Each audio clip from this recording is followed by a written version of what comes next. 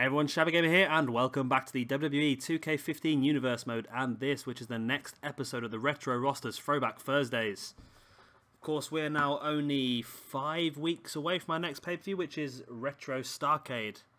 And of course, this is the fallout from our episode a couple of days ago, actually 4 or 5 days ago, which was the King of the Ring. So let's have a quick look at the card I got set for you this evening. We're going to see the Legion of Doom, Animal and Hawk take on Demolition, Axe and Smash. Andre the Giant will be accompanied to the ring by Bobby Heenan, not NA. He will face off against the Honky Tonk Man. This one's something that I sort of buggered up from King of the Ring. I'll talk a bit more about that later. But Roddy Piper would defend his Intercontinental Championship against the Dynamite Kid. Bret Hart will face off against the Undertaker, two of the guys that are going to be on our main event at Starrcade. And then the other two guys in our main event at Starrcade, Hulk Hogan and Ric Flair, face off in the main event here this evening. So let's get straight into our first match. So as I said, our first match will be the Legion of Doom, Animal and Hawk taking on Demolition, Axe and Smash. And here we go. We're going to start off with Animal and Axe in the ring here. And this is a fairly important match for both of these teams because they saw last week, I believe it was, I might be wrong, but last week the Blade Runners again defended their championship successfully, this time against the Triangle of Terror. And it's going to take a pretty special team to take them belts away from the Blade Runners. That I've been saying quite a lot recently. In obviously 5 weeks' time at the Starrcade pay-per-view, Blade Runners again will defend their championships, and it's really going to take a special team, and I've got a feeling it might be one of these two teams in the ring that get the opportunity to face off against the Blade Runners. However, a win here is definitely going to put one of these two teams at the forefront of that. Maybe we could do sort of a best-of-5 series, maybe. Would that work? I think it would work, actually. We've got 5 weeks to the next pay-per-view. Best-of-5 series between Legion of Doom and Demolition. The winners will go on to face the Blade Runners at Starrcade. And that's just come completely off the top of my head. But that's something we'll do, I think. They're two of the top teams here in this Retro Universe mode. And one of these two teams definitely deserve to go on to face the Blade Runners. As I said, best-of-5 series. Winner faces the Blade Runners. Backdrop there by Hawk on Smash. And of course, as I say about the Blade Runners, they have defeated all comers. They haven't exactly avoided defending them championships. There are only 2 ever-present champions left now in the Universe mode. The Blade Runners being one of those, and the other one being Dean Ambrose as the Combat Zone Wrestling Heavyweight Champion. The Blade Runners have defended against both these teams, Legion of Doom and Demolition. They've also defended them against the British Bulldogs, the Natural Disasters, the Triangle of Terror. They've defended them at every single request. They've defended their belts, and they've defended them successfully as well. Not only that, though, of course, at the beginning of the Universe mode, Sting was defending the Tag Team Championships. At the same time, he was actually in a singles feud with Ric Flair, so he was pulling double duty quite a lot early on in this Universe mode, and he was still winning everything, basically. He defeated Ric Flair, and he successfully defended his Tag Team Championships. Anyway, back into the ring here. We do have Smash and Hawk at the go at the moment. Back elbow there by Hawk on Smash. Now throws him into the Doom corner. So we go for a bit of tag team maneuver in here. Great double flapjack style move over the top. Referee blocking Hawk off from leaving the ring there. And then has a go at him as well. That's cheeky that is. And both these teams are possibilities to actually be on 2K16. I know they've both been on the game in the last few years, so the 2K must have the models knocking around they could use. Obviously, they might need a bit of a tweak to improve the graphics to the standard that the rest of the models are going to be at. But there's no reason why Legion of Doom and Demolition couldn't be on 2K16. Of course, we do still have one more. I think it's only one more roster reveal left, and that will be... Oh. See, I've just realised what I've done now, because this is being uploaded on Thursday. Hence, it is the Thursday night episode. However, I'm recording this on Sunday, so as of now, I don't know I don't know who's on the roster reveal tomorrow, Monday's roster reveal. But by the time this video is aired, you guys will know exactly who is going to be on that game. And as I said, oh, Animal kick it out there to smash his single leg Boston Crab. And Demolition take first blood in this best of 5 series. Great power slam there by Axe. And this was the double flapjack by the Legion of Doom on Demolition. Well, the Legion of Doom on Smash even. And here's the abdominal stretch, which was broken up. There's a quick roll up there by Smash as well, only for the 2 count that was though. And then it just sort of out of nowhere, Smash locks in this single leg Boston Crab and Animal taps out really quickly. He must have some sort of injury in that knee that we don't know about. But as I say, first blood here to Demolition in this best of 5 series. The winner's obviously going on to Starrcade to face off against the Blade Runners for the Tag Team Championships. And the Legion of Doom have it all to do now. They need to win 3 of the next 4 matches to guarantee themselves a place at Starrcade. And our next match here this evening will be Andre the Giant, accompanied to the ring by Bobby Heenan, taking on the Honky Tonk Man.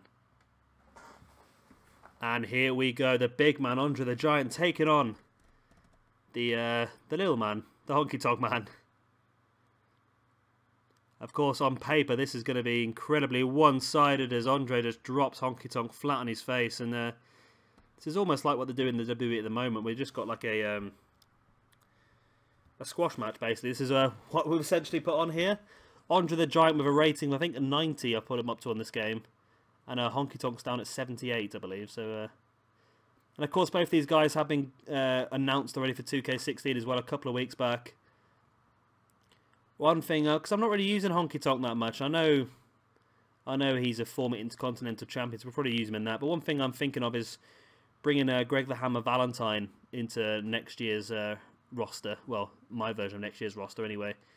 And then I can have the extra tag team of Rhythm and Blues, which was Greg Valentine and the Honky Tonk Man. And that will give Honky Tonk Man more of a place on the roster. Going to have a lot of tag teams going on next year as well, I think, in the Retro roster. Going to obviously download Legion of Doom unless they're on the game. Obviously, you guys would know now if they are on the game. And Demolition as well. We're going to have the Hart Foundation. Jim Neidhart's already on the game, so probably download Owen Hart again unless he's on the game tomorrow. I don't honestly know yet. I say tomorrow. If you're, as I said, if you're watching this, then if it's been announced 4 days ago on Monday, then excellent. But yeah, Rhythm and Blues will really give Honky Tonk Man a place on the roster.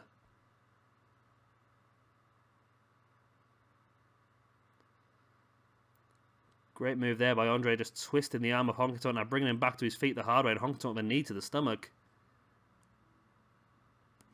And I read something the other day, and I don't know if it's true or not. I think it is true. But I believe Andre the Giant holds the record for the most alcohol drunk in one sitting. I think he said he had like 58 pints of lager or something like that in one sitting. That's insane. That must have cost a fortune as well. Obviously not at current day prices, but the 80s prices. But yeah, I'm sure I've heard that's true. Andre, the big splash on Honky Tonk Man. Could this be all? And it is. Andre makes quick work here this evening of the Honky Tonk Man. Definitely building himself up here. And it was a squash match like we assumed. Honky Tonk got a couple of quick shots in, but here's the big splash by Andre, which finished the whole match off.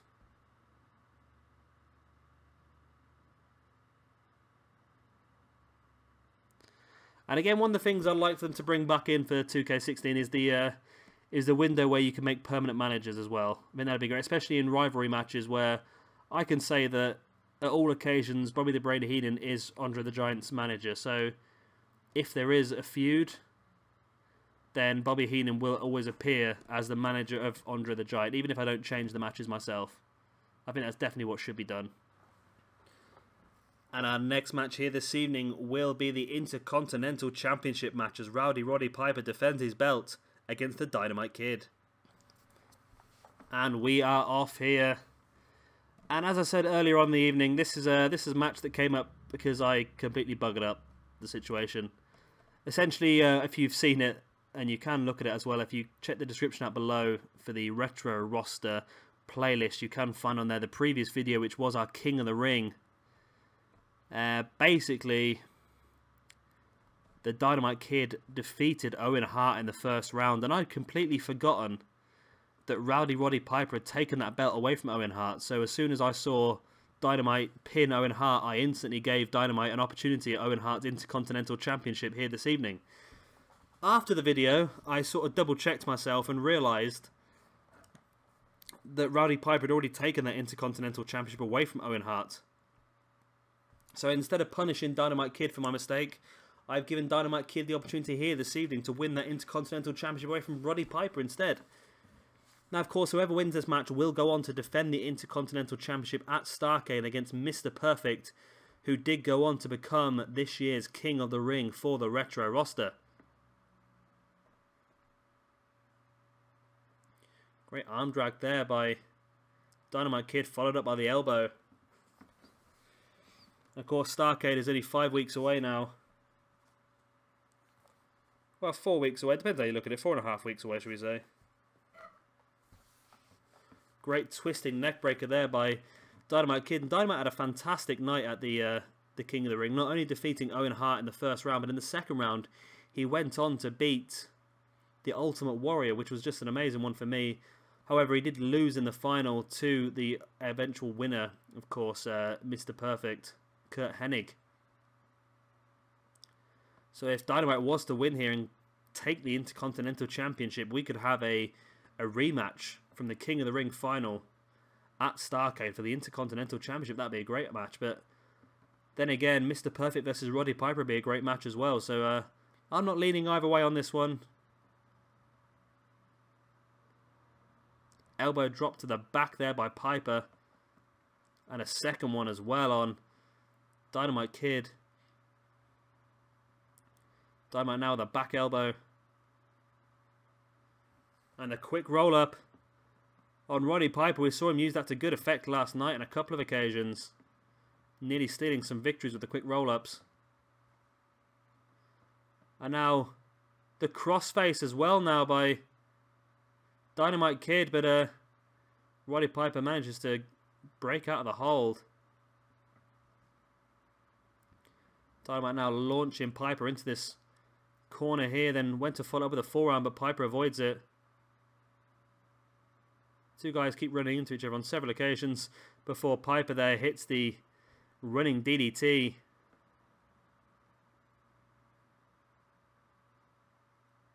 And now Piper with the punches. He's lining up a big one. And Dynamite Kid sells it very well with the backflip.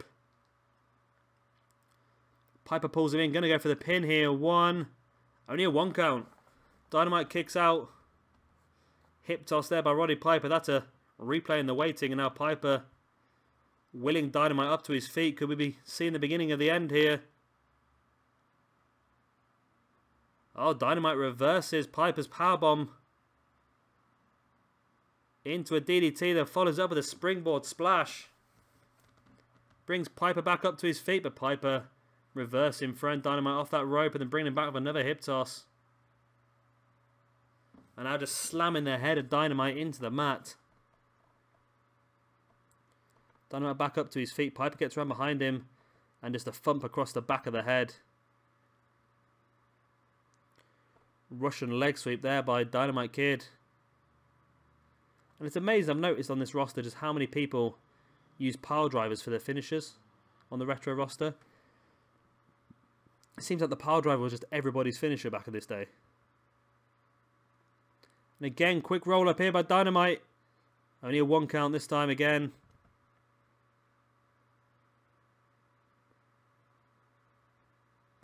Big uppercut there by Roddy Piper. But Dynamite catches Piper there with a belly-to-belly slam. But Dynamite over the top rope again. Springboard overcastle. Lands it beautifully. And just whipping Piper into this corner. What's Dynamite got planned here? Waited a few extra seconds before going for the running forearm. Thought he might have left it a bit too long, but evidently not, as he rolls Piper over for the pin. Only for the 2 count though. Piper with the reverse enziguri. Now just slamming the back of Dynamite's head into the mat. Dynamite's back up to his feet though. Went for the boot to the stomach, but Piper caught him, now trips him. Now turns him over into that single leg Boston Crab. Single leg Boston Crab here, in Dynamite crawling towards the ropes, but finally manages to roll himself back over and just kick Piper away. And it's been a great match here so far, and even if Dynamite Kid doesn't take the championship here, he's definitely represented himself fantastically well.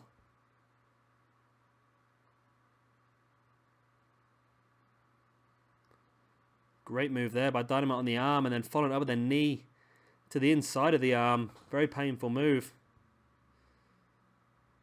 Went to go for a suplex, but Piper reverses it into the neckbreaker. Pulls Dynamite into the middle of the ring. Going to go for a pin here, and he does. 1, 2. Oh, so close to a 3 count by Piper.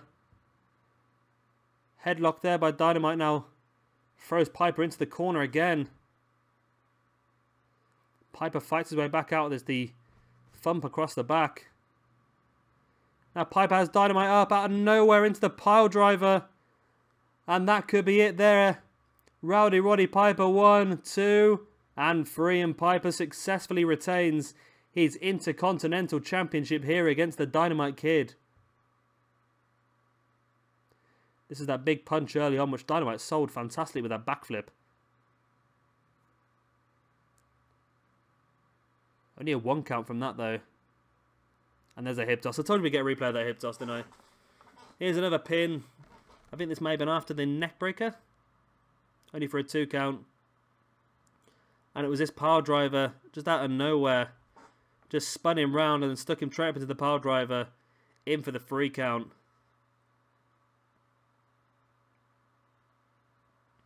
And Roddy Piper is still your Intercontinental Champion here in this Universe mode. And he will now go on to Starrcade to defend that belt against Mr. Perfect Curt Hennig. Great win here for Piper. Great showing there for the Dynamite Kid as well. He always does show himself off very good in these matches. And our next match here this evening is Bret the Hitman Hart taking on the Undertaker. And here we go. Of course, these two guys will be part of that Fatal 4-Way main event at Starrcade for the WWF Championship alongside Hulk Hogan and Ric Flair. But this match again is sort of a link on from last week. Of course, last week we saw a tag team match as the Undertaker and Bret Hart took on Hulk Hogan. And here is Hulk Hogan. And Hogan just attacking the Undertaker here. Undertaker just attacks Hogan. Bret goes straight for the pin. Not even a 1 count. Hogan's attack was not enough to take her out of this one. Of course, as I was just saying, last week we saw Bret Hart and the Undertaker take on Hulk Hogan and Ric Flair in a tag team match. And partway through that match, the Undertaker came into the ring, attacked his partner, Bret Hart, from behind, and then left him there to face Hulk Hogan and Ric Flair 2-on-1. That's what led to this match being created. However, Hogan's entrance there, we know Hogan has a storied history here with Bret Hart in this Universe mode.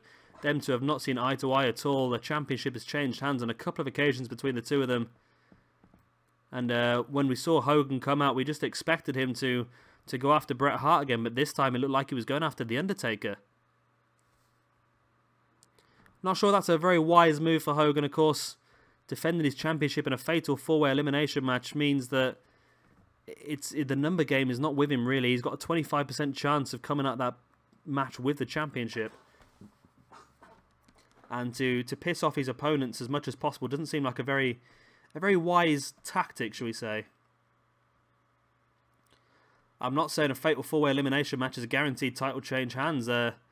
We've seen on several occasions now, including SummerSlam, which was uploaded at the weekend for the current day roster. Again, if you check out the description below, you will find the link to all the playlists currently running in this universe mode. We uploaded SummerSlam this Sunday, last Sunday, sorry, should I say. And John Cena defended his WWE Championship in a fatal 4-way elimination match against Daniel Bryan, Roman Reigns, and Bad News Barrett. And Cena still managed to walk out there as champion.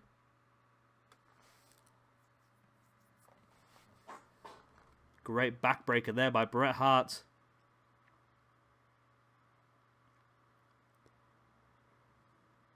Bret, the boot to the stomach of Taker. And Taker still looks a little bit rocked from that attack from Hogan. I think it surprised him as much as it surprised the rest of us as well. Big clothesline across the back of the head now by Taker on Bret Hart. There's the snapmare by Bret Hart on The Undertaker as well. Pulls him into the centre of the ring. What's he got planned here? Going in for the pin. Not even a 1 count. Nobody should ever go for a pin after a snapmare. I really shouldn't. I don't know why anyone would even try it. Belly to belly slam here by The Undertaker. And of course The Undertaker has already defeated Hulk Hogan twice in singles competition. Cleanly as well.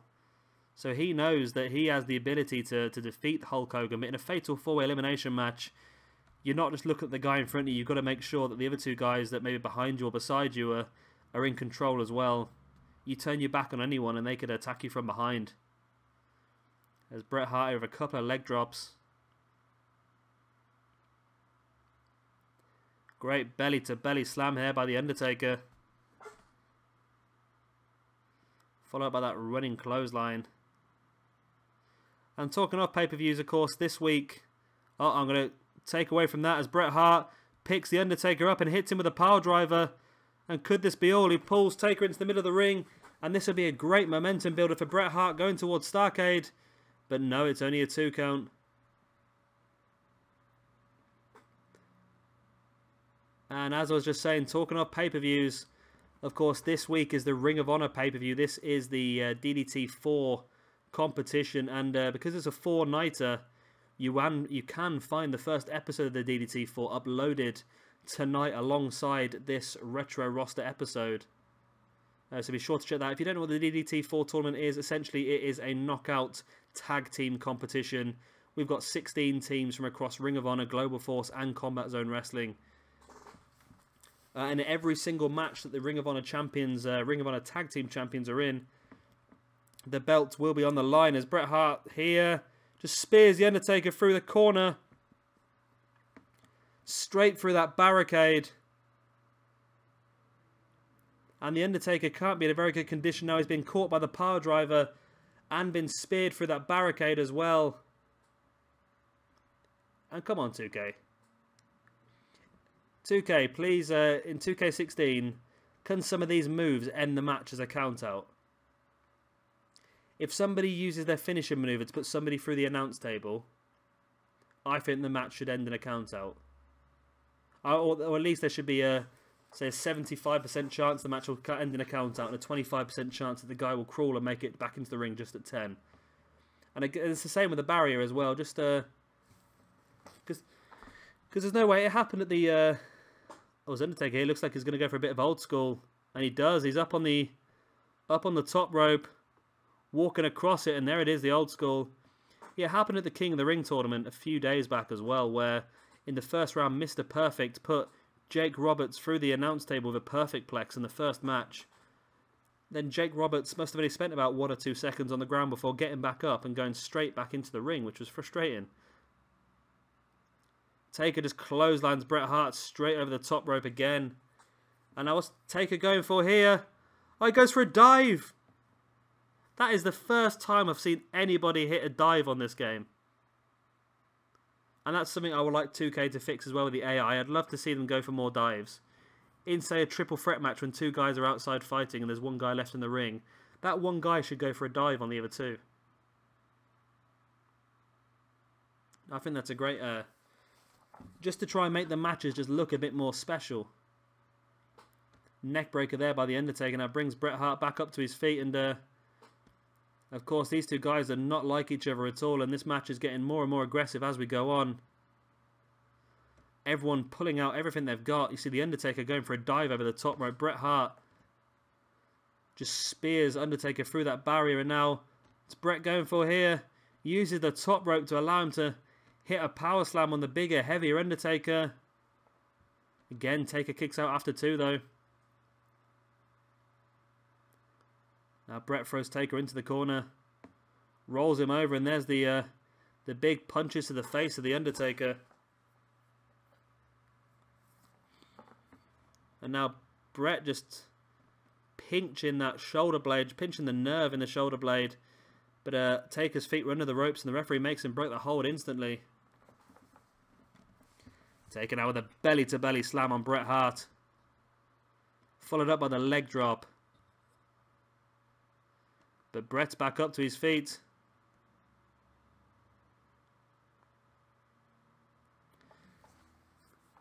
And there's the big clothesline to the Undertaker, followed up by a second. Taker back up to his feet and gets hit by a third. Taker's in the corner now. Bret went for that clothesline in the corner, but Taker caught him. Bret rolls him up quickly. 1. Only 1. Well, I think the Undertaker managed to grab the bottom rope to get the referee to break his hold. Break his count, shall we say. Big DDT there by the Undertaker. Rolls Bret Hart over, and now Undertaker looks like he's going to go for a camel clutch submission of his own. Hasn't got it in very deep. Normally the guys would squat a bit more and take that deeper, but that might be worse for Bret. He's really wrenching back at his neck, but Bret, there you go, because Taker wasn't deep enough, Bret managed to slide between his legs and get out of it. But again, Taker taking advantage again with that Russian leg sweep. Brings Bret Hart back up to his feet. And it looks like he's maybe setting up for some more old school, and he does. He's up on the top rope. Walks across, and there it is. Across the back of Bret Hart. Could that be the straw that broke the donkey's back? Goes to the pin. 1, 2. No, Bret Hart kicks out, and this has been a hell of a match between these two. Neither of them want to lose. They both want that momentum going forward towards Starrcade in 5 weeks' time. And Taker has Bret Hart up. But Bret reverses, manages to get Taker up, and Bret Hart hits the tombstone piledriver on the Undertaker. In for the pin. No. Undertaker's foot was underneath the ropes. Taker tries a submission, but now Bret's feet are under the ropes. I cannot believe Bret Hart just hit the tombstone piledriver on the Undertaker and then had the audacity to even go for the Undertaker's own pin as well. Bret now with a neck breaker in for the pin. And so close again to the 3 count. It can't be long before this match ends now.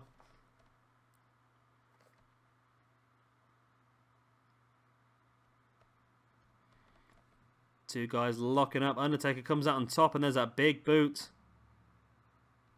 Rolls Bret over, going for the pin. 2. Oh, so I thought that was a 3 count. I'm sure the referee's hand came down for the 3. Big shoulder block there now. Again, going for the pin. 1, 2. Again, only a 2 count. Bret Hart gets from the back of Undertaker, and there's the headbutt to the centre of the spine of Taker. Bret brings Taker back up to his feet, and it looks like Bret is setting up for a second power driver. And he hits it. Bret Hart hits the Undertaker with a power driver. Waiting a bit too long, maybe to go for the pin. Finally goes for it. 1, 2. Only a 2 count. He just left it a bit too long. Going for that pin. And what a match we have on our hands here this evening. Bret Hart with a vertical suplex, and now just a punches to the side of the face of the Undertaker. Going to go for the pin again. 1, 2. Again, Taker kicks out. I don't know how Taker's still going in this one. He's been caught with 2 power drivers, and he's been speared through the corner. Taker with a pin after the Flipping lariat and actually gets the victory here over Bret Hart, and the Undertaker is taking a huge amount of momentum forward here. Not only has he defeated Hulk Hogan twice in singles competition the last few weeks, he's now defeated one of the other guys in that match, Bret Hart, in a singles match. And considering the amount of damage that Bret put onto Taker, I have no idea how Taker survived.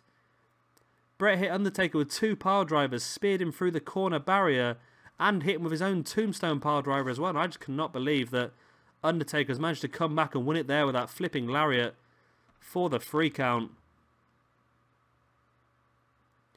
Massive victory here for the Undertaker. And I'm starting to feel as though this fatal 4-way elimination match is going to be incredibly one-sided.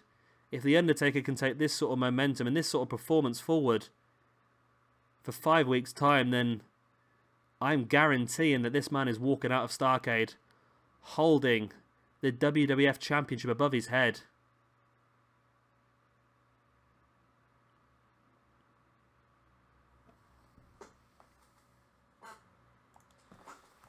And now it's time for our main event here this evening. The other 2 guys that will be in that fatal 4-way elimination match. Hulk Hogan takes on Ric Flair. And here we go. Both these guys need a great performance here after watching The Undertaker dominate. Well, not necessarily dominate, but watching The Undertaker defeat Bret Hart in the last match. If anything, Bret Hart dominated the match, but Taker still came out on top. Both of these guys will be desperate to get a victory of their own just to try and show Taker this is not going to be as one-sided as he thinks. The last thing Hulk Hogan wants is a loss here as well against Ric Flair. He's already been pinned on a couple of occasions by The Undertaker in singles competition. To get pinned by Ric Flair as well is really going to knock his confidence, knowing that there's at least 2 guys in that match that can pin him and defeat him here. Gutbuster by Hulk Hogan. And of course Ric Flair will desperate for the victory here this evening.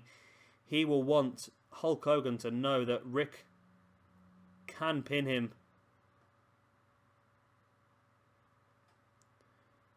And Rick is desperate to become our next WWF champion.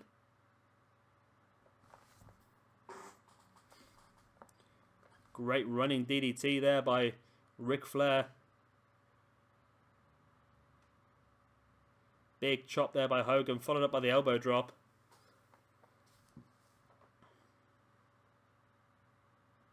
Hogan now whips Flair into that corner. Goes to follow with a clothesline, but Flair avoids it. Tries to catch Hogan's leg, but Hogan manages to force him away and follows it up with that shoulder block. And now there's an elbow drop as well to Flair, who is grounded. And of course, as I said in the last match, the numbers are really not with Hogan in 5 weeks' time at Starrcade. However, he really does need to just pick up as much momentum against his opponents as possible.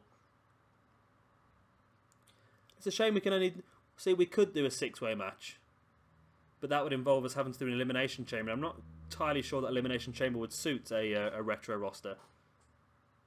I don't really want to do a battle royal to determine the heavyweight champion. Maybe elimination chamber is a possibility. I'm trying to keep a little bit.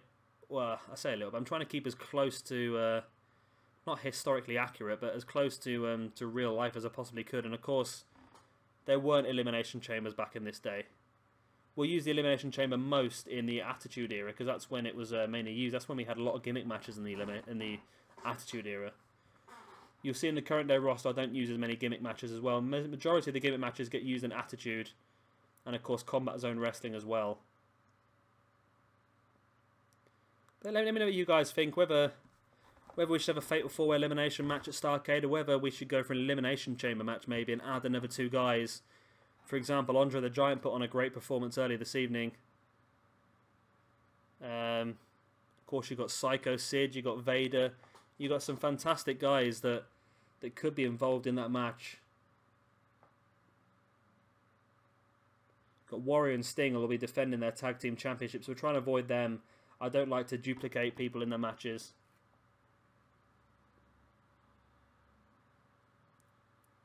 Flair with a clothesline on Hogan. Now just choking Hogan out. Brings Hogan back up to his feet, and Hogan reverses straight into a Russian leg sweep. In for the pin. 1, 2. Only a 2 count.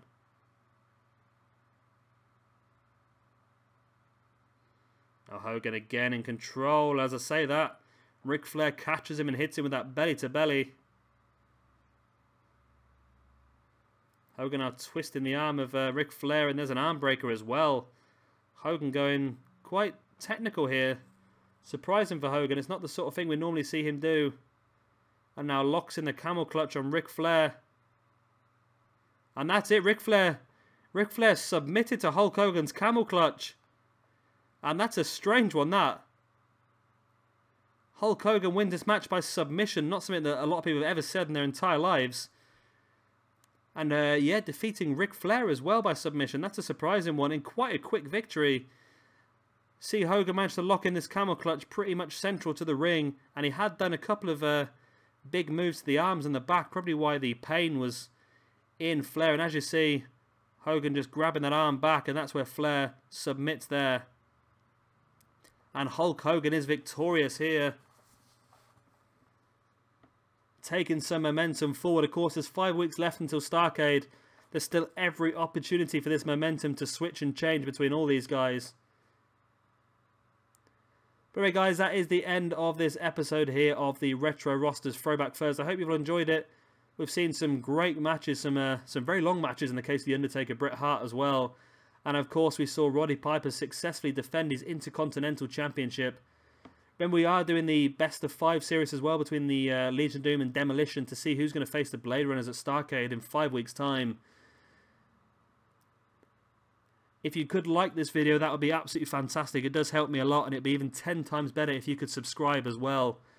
I've been Shabby Gamer. Thank you very much for watching this episode, and goodbye.